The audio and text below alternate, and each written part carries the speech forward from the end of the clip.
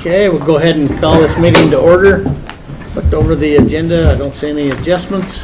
Mr. Chairman, I move we approve the agenda as presented. You have a motion, all in favor say aye. Aye. Aye, passes unanimously. All right, Chantel. Chantel Lowley with Agent Services. The first case that we have for you today is case number 20220011. This application was submitted for cremation expenses through Wilkes Funeral Home by the funeral home, who was able to obtain some verifications for us. All the other information that we obtained was from the care facility that the deceased was in, as well as the Veterans Coordinator and the state's website. The deceased was a 50-year-old male who is a Bannock County resident. He was also a veteran, but not eligible for any veteran benefits. With the information that we were able to obtain, it does appear that the deceased does meet criteria to be eligible for assistance. Bannock County is the last resource for payment of the final expenses, and there was no responsible party located for reimbursement of this request at this time. So he's a veteran. That's but correct. Not able. So what's the criteria to get benefits, I guess? He wasn't registered is probably what happened. And his service was, I think, just a little over a month. And so he didn't serve long enough in order to qualify for benefits. He didn't serve in any capacity other than a training capacity or a full 6-year stint as a Reserve National Guardsman. That's correct. And it's my understanding that he was discharged honorably. However, it wasn't sufficient was for interested. benefits. Yeah, it's kind of a weird, and that's the other thing too, that why Melissa is so important, is we got a lot of veterans that if they're not enrolled in the program, if they're not enrolled as a veteran, they will not be covered with veterans benefits. And so you will have guys that actually have served and qualified for full burial and all this other stuff, but if they've never went and registered with the VA, they won't be covered. Yeah. So. Thank you. You're welcome. The next case that we have for you is case number 20220012. This application was submitted for cremation expenses through Wilkes Funeral Home by the funeral home. We were able to obtain some verifications from the funeral home as well as the care facility the deceased was living at and the state's website. The deceased was a 63-year-old male who was a Bannock County resident and was not a veteran. With the information that we did obtain, it does appear that the deceased meets all criteria to be eligible for assistance through the indigent program, and Bannock County appears to be the last resource for payment of the final expenses. There was no responsible party located for reimbursement of this request at this time. And the last case that we have for you is case number 20220013. This application was submitted through for cremation expenses through Cornelison Funeral Home in the amount of $1,200. The application that we received was from the funeral home, but all of the information that we did obtain was through the state's website. The deceased was a 47-year-old male who lived with a significant other. He is a Bannock County resident, was not a veteran. With all of the information that we did obtain, it does appear that the deceased meets criteria to be eligible for assistance, and there was no responsible party located for reimbursement of this request at this time. Okay. Mr. Chairman, I move we approve case number 20220011, 0012, and 0013. You have a motion, all in favor say aye. Aye. Aye, passes unanimously. Thank you. Thank you. Julie? It's that time of year. And a repeat. And a double repeat. fun. How much is runoff going to cost us? Well, every 4 years in an odd year, I do a budget for the city. So I think I underestimated a little bit because of the turnout, but once we bill the city, they'll actually pay us back. So if you choose to keep it on your books as a runoff and not vote it off, then they pay for it. And it's probably, my bid to them was right over $48,000, but we're probably going to get a little bit above that. Okay. Blackfoot's going through it also, huh? Blackfoot, I think Caribou County has one too. Oh, did they? Yeah. So, it's great to see the turnout and the involvement and, a little competition when it comes to, no offense, our elected officials. And I've never done a runoff before, and so it's been, albeit challenging, it's still, I'm learning a lot. So just add this to our resume, right? Way to make lemonade. Right? It's great. How did the the actual election go, the conducting of the election itself? It went really well. You know, even though we had that kind of turnout, we had additional ballots in our office, and so we had runners, 2 or 3 runners, about a dozen precincts, I think, that we ran ballots out to that needed them, and so we were fine there. You know, you don't want to run out. So I went a little heavy just because of the seemingly contentious air about it. And so that was fine. We did have, you know, with this crisscrossing of boundary lines, that I know of, just a handful, maybe 4, that voted on the city issue, but shouldn't have because they're in the county. Well, in some precincts, everybody in that precinct had something to vote on. So they were all printed in the poll book. In this election, only people that live within the city limits of Pocatello are actually going to print in the poll book. So we're going to eliminate that with this runoff. But I don't know how you would avoid it 100%. Yeah. Adjusting of precinct boundary lines. That'll help. But, yeah. Yeah, and honestly, they knew that they did that, and so if we put some responsibility back on the voter to say, well, did you hand it back to the poll worker and say you've given me the incorrect ballot? No, went ahead and voted it anyway, then that's a crime. Yeah. But, I mean, the burden for training is on me, obviously, but. How did your poll workers handle some of those ones having multiple ballots to hand out? Did you do pretty good with that, or did you have some errors? Yeah, most of them did. They, during the training, of course, we talk about it, but there were 15 precincts, I think, that were involved, and so I don't want to spend a lot of time in training. And so on their ballots, when they come in Monday to pick up their poll books and cans and stuff, there's a "See Julie" on there, a sticky note. And so I personally address the difference in the ballots, and then I go through the poll book with them, show them the ballot code that I build in. So it says Pocatello and SD-Z5, SD25Z5, or just Pocatello, or just School District 25, Zone 5. I mean, some precincts had 3 ballot styles in there, Right. you know, and so if they can see the ballot, see the code, relate it to that, you know, it's a hands-on kind of a thing, which they did really well. I'm proud of all of them and our staff. I mean, even knowing we're going into this runoff, they just dig deep. They just get it done, you know, and I couldn't,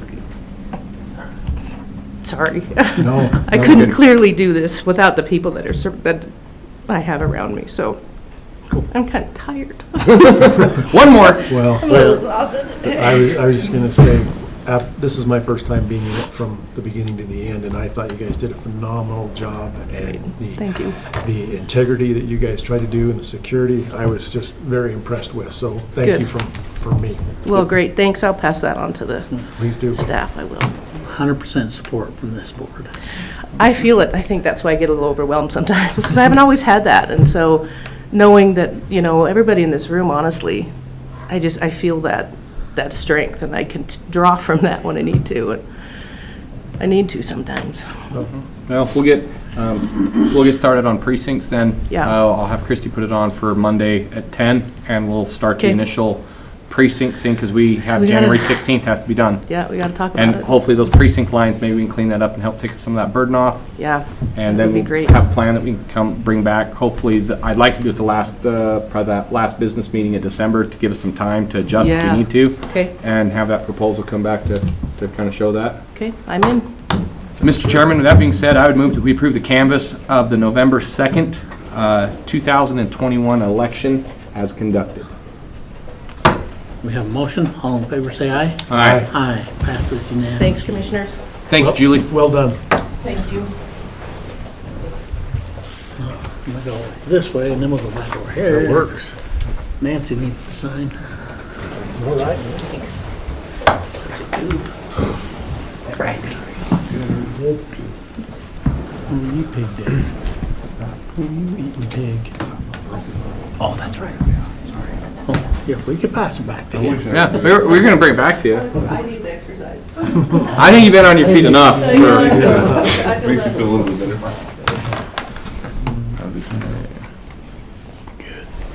Really good. No. Thank you, sirs. Thank you. Thanks, Julie. Thank you. All right.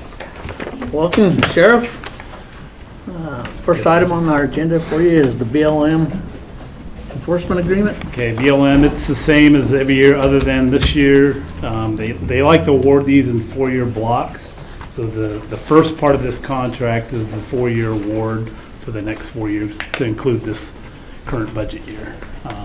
The second part of this, which, Mr. Chairman, you're just going to need your signature on both of them, is the current budget year, which is the $4,000 for this budget year for us to be able to do that. Usually spring, summer, so So it's $4,000 a year? roughly, it's usually give or take a few dollars here and there, but it's estimated to right around there every year. Well, And that's to provide extra law enforcement in the BLM areas. And then the only thing that I was a little, not really concerned about, a little concerned about is when it talks about extra people are needed, it's at, where did I read that? It just says that we'll pay extra money or charge them. Maybe I'm misthinking of contracts. We usually, based on what they award us money-wise, we usually just, adjust the hours according, so it fits within whatever money they award us. Okay. We never go more than what they award us. So all the hours are adjusted according to the amount they give us. Okay. So we'll never exceed it. If anything, we usually have a little extra left, just to be safe, so. Okay.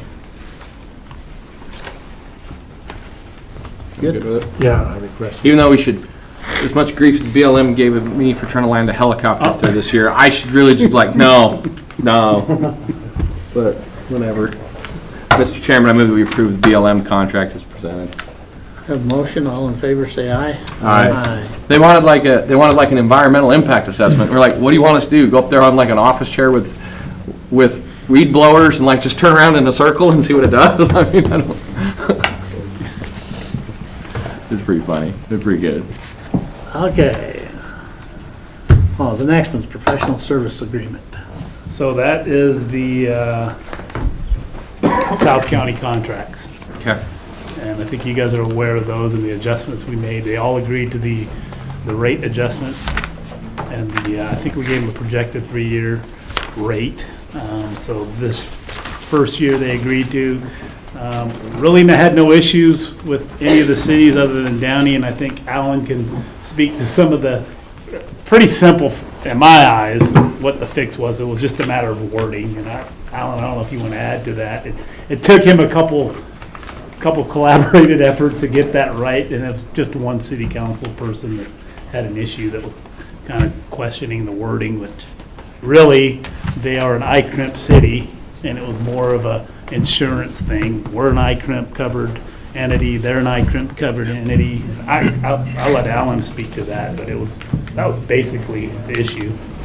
Yeah, basically, since we're both ICRIMP,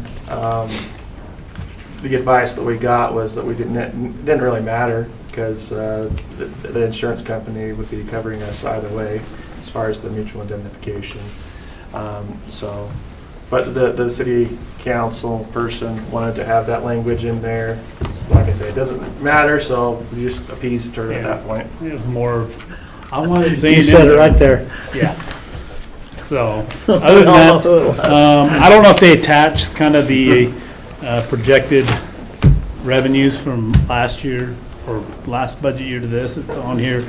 As far as the revenues, the real biggest difference is Lava. I mean, they're the ones that are probably our projected revenues a lot more in Lava. And their mayor's comments in the newspaper about looking for other police service options, I'm about ready to tell them to please go right ahead. Yeah.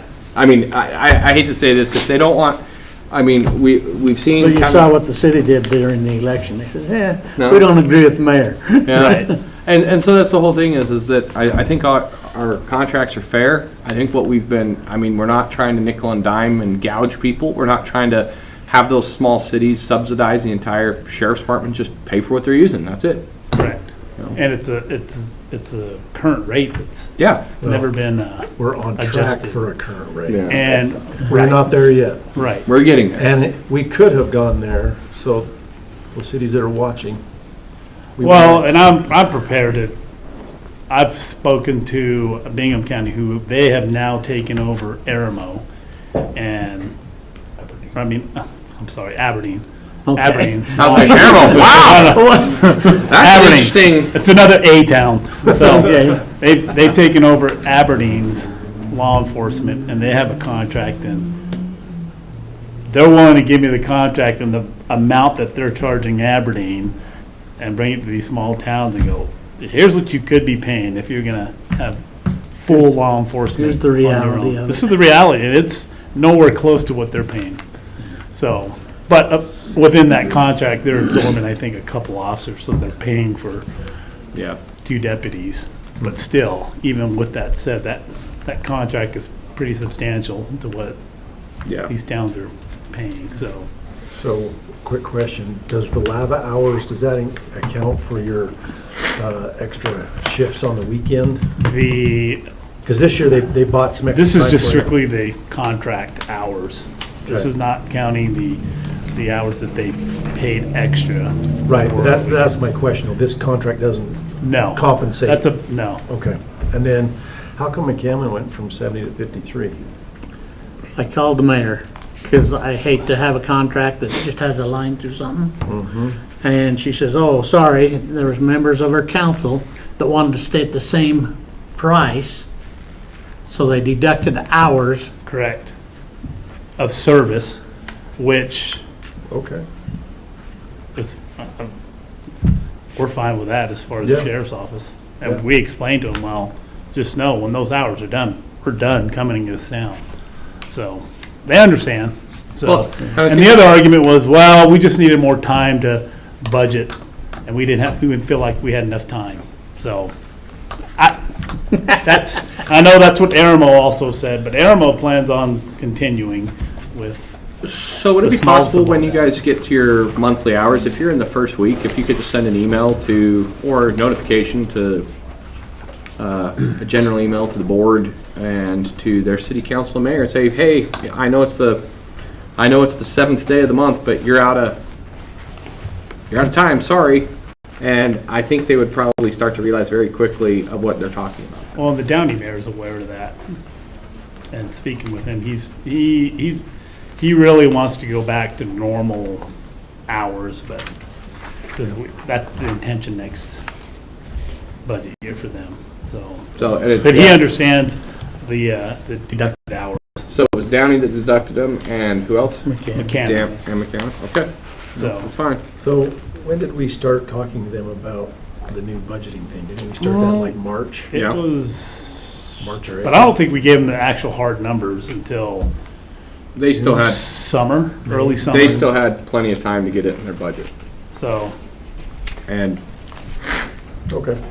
again, Well, they had time to talk to every county around us to see Yeah. if they could get a better Yep. deal. Yep. and every county, according to their sheriff, says, yeah, we're not interested. So, well, and that's the whole And thing is, would they? Yeah. So, and plus, they said, well, you're gonna have to pay for a whole couple deputies for yeah, us. So, Oneida and Caribou, who they reached out to, was basically told them, well, you're gonna have to pay for 2 brand-new deputies, which would put it at this rate. And It was a So- hard pass. Yeah. We'll stay with where we're at. yeah.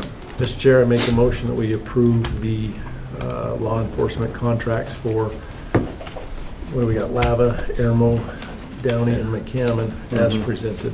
We have a motion, all in favor, say aye. Aye. Aye, passes thanks, unanimously. Alan, for dealing with that contract. Because I know we went to pick up the contract, and we had Alan on the phone going, okay, we're sitting here with the council on this unofficial meeting.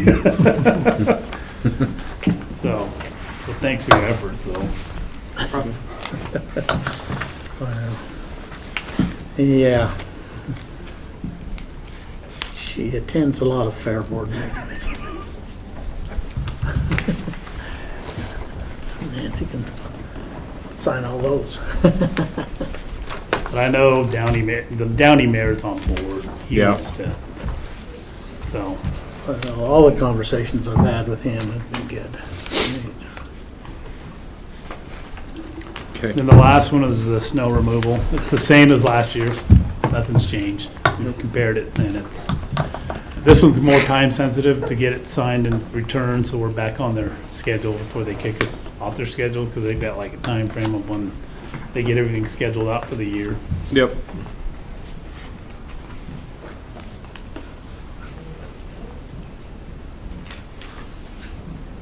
I'm good with it. Mr. Chair, I make a motion that we approve the Mountain Shadow snow removal contract as presented and authorize signature. We have a motion. All in favor, say aye. Aye. Aye. Passes unanimously. All And thank you, gentlemen, for inviting us yesterday. Thank you for Spent attending. some time with you. Appreciate it. Did you guys go stay? up today? We didn't go up We today. did stay. We stayed last Grossman? night for Grossman, yeah. All good. Yeah, it was a little different than what he talked about the last time when I was there, because that was a strictly military audience last Yeah. time. But It That's was more good. about you guys should take care of yourselves. yep. Oh, yeah. Make sure you get enough to eat and sleep. Well, and I think there needs to be a discussion then in this next coming year. And it's something that just was brought up by some of the people, and training programs, dollars. What are we doing? Everybody who carries a sidearm getting out on the range more than once.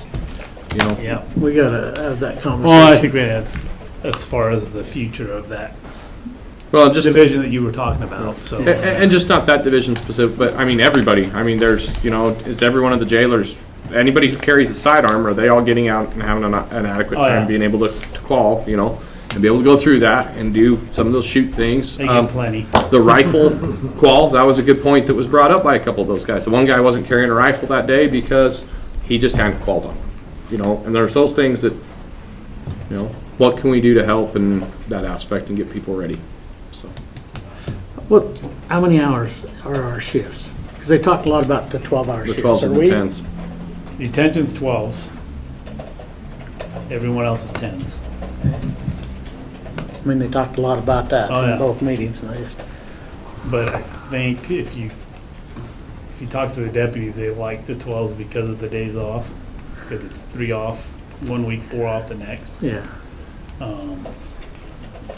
But I don't know. That's another discussion to have. I've worked a lot of those shifts, a lot of different shifts, and it's nice, but I guarantee you never get the rest that you need. Oh, yeah. You It just- does take a toll, and right now with the current staffing, it's probably the only way we can get coverage, which. I don't know, we were also creates another- recruiting. Yeah, we quite were heavily. recruiting hard for you. I recruit every day. Oh, that night we had a bunch of deputies from somewhere in Wyoming sitting yeah. behind us. It was like, hey. We were passing out cards, give us a call. Well, they invited us to come to Wyoming to be commissioners. Because our commissioners would never even come into our own town and do this. But then we re-invited them. Well, how about come to Bannock County? Today they had officers from Virginia, and they talked about the election and how huge it was. It was pretty awesome what they talked about. That's cool. Good, good. Good. You guys need anything, holler at us? Okay. People did comment to us about how our commissioners came, so. Every single one of those, I can't believe my commissioners there. That was their decision on their own. We invited them and we appreciate it, so. And we said this yesterday to some people that asked me about it, is if you guys invite us to something like that, if we can make it work on our schedule, we'll be there. We appreciate the invite. Absolutely. You're tracking tomorrow at the Association of Counties 5th District meeting in Soda? I'll be there. Okay. Yep. All right. Thank you. Thank you. Thank you. All right. Christy Davenport, in place of Shanda Crystal. So, Shanda asked me to read from a script for her. There we go. You've been instructed. And I'm accompanied by 2 gentlemen who know a lot more than I do about this. So, before you is I believe a notice for publication to be signed for the Historical Museum request for proposals. However, after further discussion with Daniel and Jeff, we feel like it is unwise to proceed with the roof replacement at this time. As they review the timeline and the unpredictable Idaho weather, it became clear that there isn't enough time to properly notice, review, and award the bid before it becomes unsafe to complete the project. The recommendation is that it should be put on hold for publishing until spring.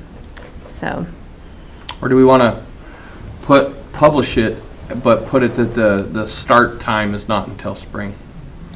We could do that.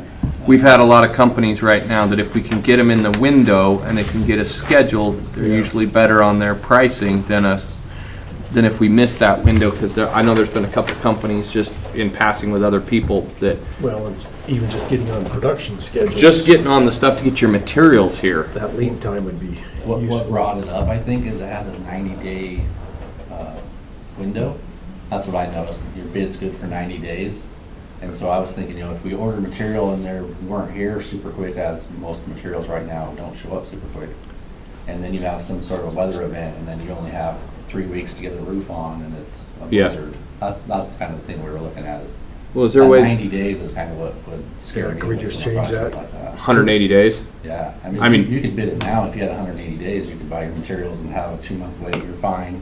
When the weather permits, you could start. Because it's around that March window, end of Yeah. February, those last 2 weeks of February, Right. 1st of March, it's usually nice enough that Yep. you could do something like that. Yeah. Because if they have everybody and they have it scheduled correctly, where they show up like what they did here, where they Right. brought everybody, and they, Had it done quickly. It's just Yeah. that 90-day window that would make me pretty nervous about bidding a project like that.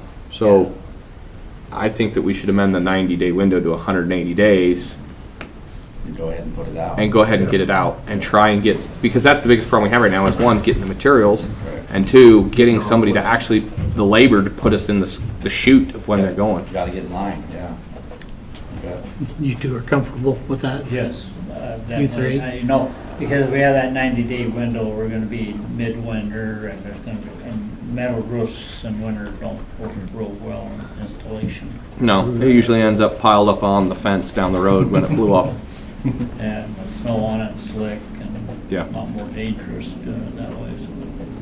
So, we just do a motion. Yeah, with those motion. Changes. A motion to amend. Yeah. So, Mr. Chair, I make a motion that we amend. So, I haven't, have we wrote anything up yet? That's, We have the it's in your RFP that's packet. ready. Yeah. Yeah, it's here. It's here. It's in your- It would need to be amended. We need to have it amended and probably come back for publication then. okay. It wasn't in the physical packet. Yeah. I didn't see it, so that's why I asked that question. Oh, I'm sorry. No, Shanda might have meant to bring it to you, and I. and it may have been, but I did, because I didn't see the physical packet, I didn't want to Well, then vote on something that wasn't out there we can hold to off if we're gonna wait and do that, just make the changes and bring it back changes. I would make a motion to amend the packet and have it brought back for for signature. signature on Thursday. Not Okay. Thursday. Or, yeah, you're within the, We're oh, not no, we're here not. Thursday. We're gone Thursday. We're 9 o'clock. Never mind. Next week. Next week. I mean, All that's, right, so, Mr. Chair, I make a motion that we amend the RFP to the date from 90 days to 180 days, and then bring it back for signature on Tuesday of next week. We have a motion, all in favor, say aye. aye. Aye. Passes unanimously. We gotta get that in because I'm afraid that labor is getting shorter and shorter. So, Thank you. thank you, gentlemen. Thank you. Thank Thanks, you. guys. All right. Now I have Adam with me. I would like to talk to you about the new website. Just came up a couple weeks ago, and it is amazing. However, across the top banner, my office number is right at the very top with the directory link right below it. And I noticed today as I was kind of surfing through the website that the confusion lies in that when people look for a different office, like the auditor or the clerk or whatever, they can click onto the page changes, but the banner stays the same. So they think they have the right number for that office, but it's mine. So I don't mind answering more phone calls. I just am curious what you would like to do as far as whether we want to do like a recording. Adam and I have talked a little bit about that, or just take my number off the top and have the directory link there so people can go and find the correct number. I would really like a sorting tree that you call 236-7100 Actually, we have 7,000. or 7,000, and you 7,000. kick in and it says for the Office of the Commission, the Office of the Elections, the Office of this, or just a general information number at the end. And the general information number could be routed to 2 separate offices, and it could be the commission and the clerks. Yep. And whoever can pick up the phone picks up the phone. Yeah, we've found that we actually have 7,000 available. It's currently the hospitality room at the fairground extension office, and it's a phone that's not even hooked up. So we can use that 7,000 as our main number. I did contact BPS. We talked about this a couple years ago about getting a, press 1 for this, press 2 for that.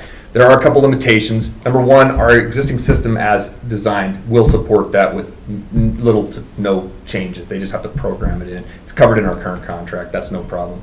The caveat is you can only have 9 listings, or 10, so 0 through 1. I believe the star would return you back to play the menu over, and then the pound would be a bailout number that we would still have to designate some number for that bailout, because some people call those and they don't have a touch tone and they wait for it to time out, or they just hit the pound to get a person. So we'd still have to designate that to go to an office. I believe currently if you Google our Elections. yeah, it goes to either elections or bonds and fines, and it kind of goes back and forth depending on what you're Googling for, because their algorithm kind of decides it. So we did look into that. BPS did suggest, currently we have 10 ports incoming that exist for, he told me if we were to fill that with 10 callers at once, caller number 11 and so on would continue to ring until one of those other callers dropped off. And I don't know how concerned we would be with whether or not we get a glut of calls like that, and if we would mind that those people who had to wait for the person who had one of those ports already to make a selection, they would then be connected. But he just mentioned, it could, if you have 20 people call all at once, half of those people are going to wait longer than a couple of rings. How hard is it to open up more ports? So the additional ports on our voicemail system would require 2 things. One, we would have to license additional ports. They are $1,100 a port. That's a one-time license upgrade fee. And 2, it would require taking the phone switch down for a little bit. We have an upgrade maintenance window coming up around Thanksgiving anyway. We could do it at that point. I personally feel if we started with it and had to add, the only downside to that is we won't know unless people complain about it. You know what I mean? I mean, you say it's like 10 is a pretty good number, but it is possible on, say, election day. So when a caller comes in, I'm calling, I call 7,000, I go to the commission office, there's one. Somebody else goes to elections, somebody else goes to whatever. And as long as they're on the phone, those ports are occupied, or they report? No. The port redirect you then? No, basically the auto attendant works as similar to our conference line. That's a message up front, so it takes up one connection on the voicemail system. So you call and you get the welcome to Bannock County message. You're on one port. As soon as you press a button and it transfers you to that office, that port's free again. I don't. So yeah, and that's kind of what I thought. If we had 10 people call and the additional callers call, their phone would just ring until the person makes a selection or hangs up, and then they would get it. So it's a possibility that they might get. Normally, I think we ring. Our auto attendant currently, or our transfer lines, two rings. So normally, the first 10 callers are going to get that in 2 rings. Anybody who's calling, there's already 10 people on, are going to ring until one of them get 4 or 5 or 6 rings or so. But they would eventually get answered, and it's not a tie-up as soon as they make a selection. So I think if you had a phone tree and then the bailout number, I think you'd send it to 2 sections. You'd send it to the commission and the clerk's office, because there's enough people then to cover those phone lines. And then that person could reroute the bailout. Then that person could go back and say, hey, go back. I don't like having it go into elections, because elections, they were, the other night, I was listening to Brandy, and she had like 8 phone calls for like bonds and fines in a row, and they were in the middle of everything. And if we can just route it that way, I think it would, and I think a lot of times it would help people to just get to where they need to go faster. How quickly could we implement that? A week. Yeah, it's just a programming request change to BPS, so just a few days to get it implemented. I don't know about recording the message. We would probably need to come up with some verbiage. And no, we're not using my voice. Let's use the Sean Connery app. I'm actually still I think I'm still the voice that converges when they answer. And I haven't worked there in 15 years. There's this app that you can use that puts it into like synthesized voices of like famous celebrities. John Cleese would be good. Let's do Arnold Schwarzenegger. Thank you for calling. So this is already included in our contract? It is, No yes. additional cost? No. Just a change. So, The only cost would come if we did start getting complaints that we don't have enough capacity. If we actually heard people complain, we could add additional. I personally feel it's going to be a rare occasion that you're going to lock 10 of those up at once, but Well, then if you put it direct, because they're going to have their 9 selections, so basically you're going to have 6 elected offices. You know, I would probably say the clerk. bonds and fines. Bonds and fines would be a separate one. Yep. The clerk. We were also talking about probation. Adult probation. Yeah, court services. Maybe adult public probation. defenders. Can you have sub-menus then kick in?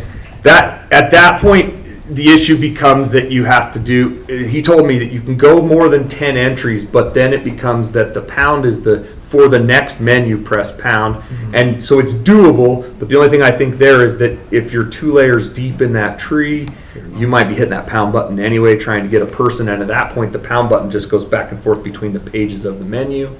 To me, it makes more sense having 10 entries and if we have the 10 entries and still on the website, the directories have the there. directory so that if you are looking for that office, you look at that, that's the number that pops Well, and up. if you have, here's your, thank you for calling Bannock County. If you know your party's extension, please enter it now. Yes. So you should be able to go. Yep. 7100, the commissioner, you know, whatever, at that time, or bonds and fines. If you don't know it, then you go down through the tree. Yep. Yeah, that could absolutely be done. Because then that way you would actually have it to where hopefully most people would know what the extension is if they're paying attention. So, Yeah. all right. I'm good with it. Okay, got a game plan? Okay. Yep. Cool. We'll implement it. Thank you. Thanks, guys. Thank you. Brian, you getting out of here? Thank All right. Have fun. Of course. See you, Brian. All right, next on the agenda is public hearing notice on the comprehensive plan. Public hearing for petition for vacation, and what else? That's 2 public. Yep.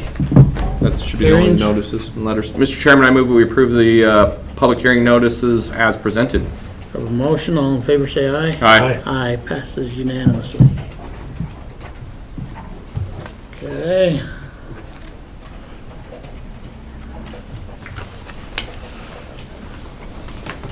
Next, under signature only, we have quitclaim deed on parcel RPRAGUA 0000800, and a quitclaim deed on parcel number RPRPCPP 0824000. Mr. Chairman, I move that we approve the quitclaim deeds as presented. We have a motion, all in favor say aye. Aye. Nancy, you got a lot of papers to sign today.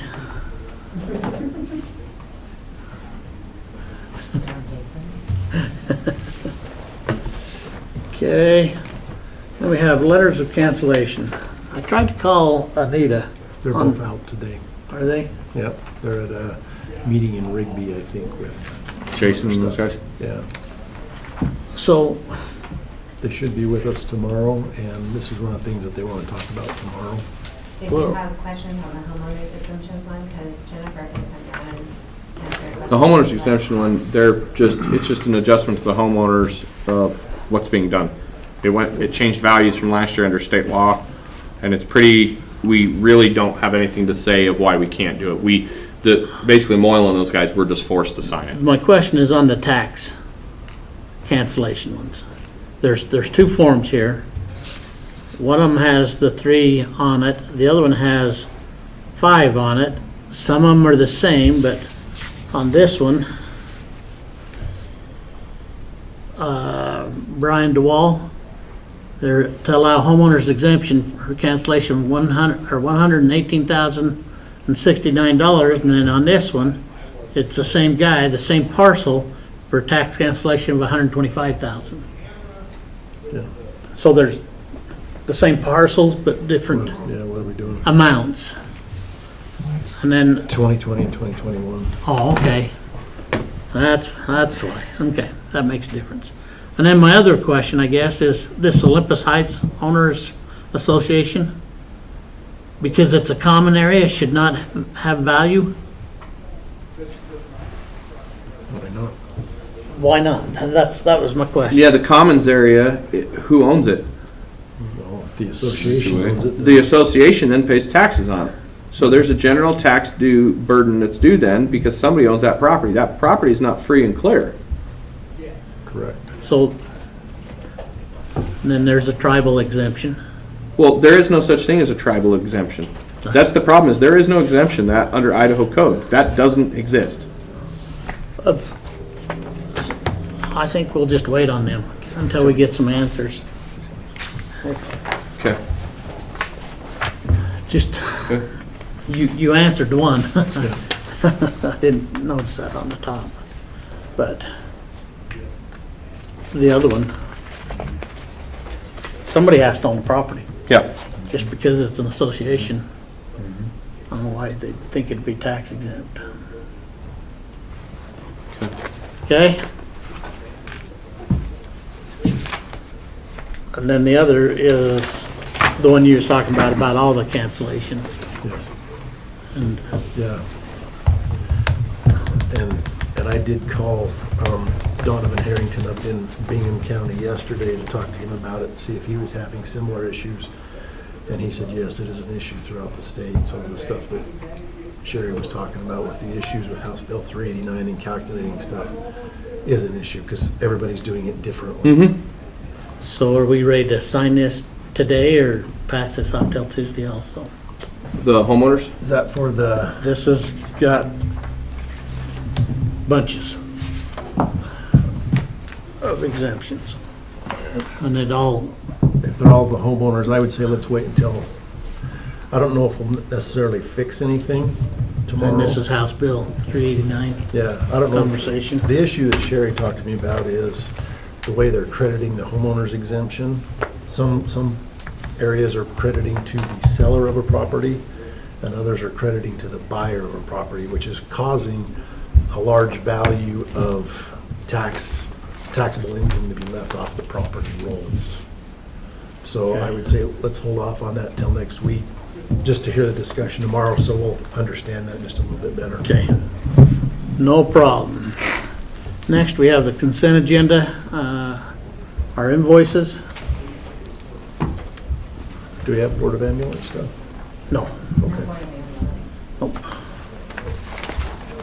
Did they get back to you with anything for, Yes, it's there for the, is that what you put in my packet? Yeah.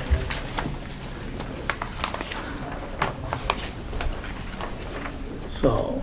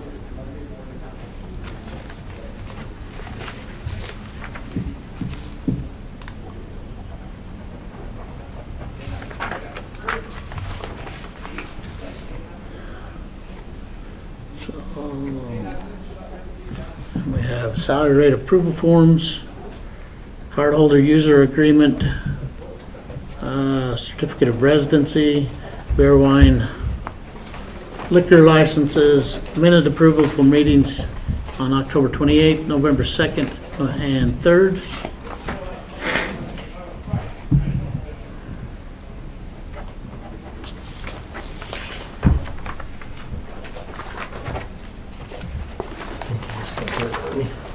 On this one. Thank you.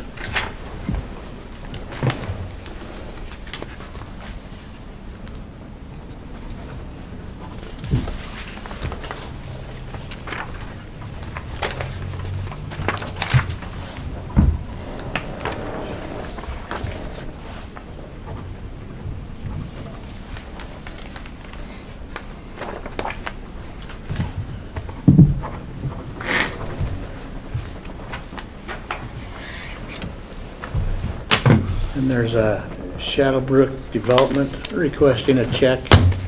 They've completed their Bond. bond. Okay.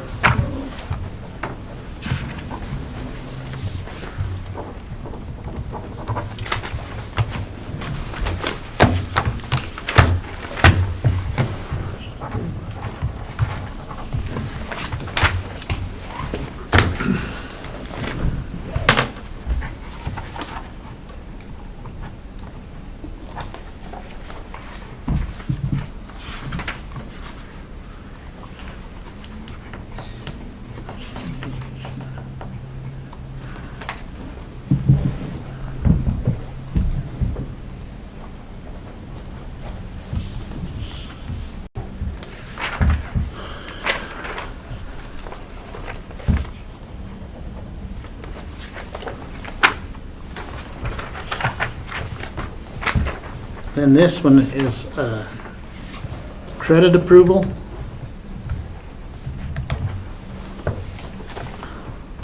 It's for police equipment. Yeah. Gals.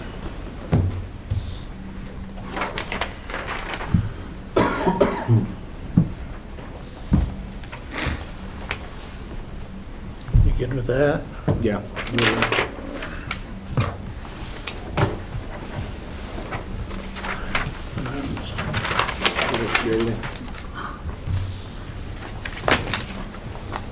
Mr. Chairman, I move that we approve the consent agenda as presented. We have a motion. All in favor, say aye. Aye. Aye. Passes unanimously. With that being said, we are adjourned. Till tomorrow. Meeting Soda Springs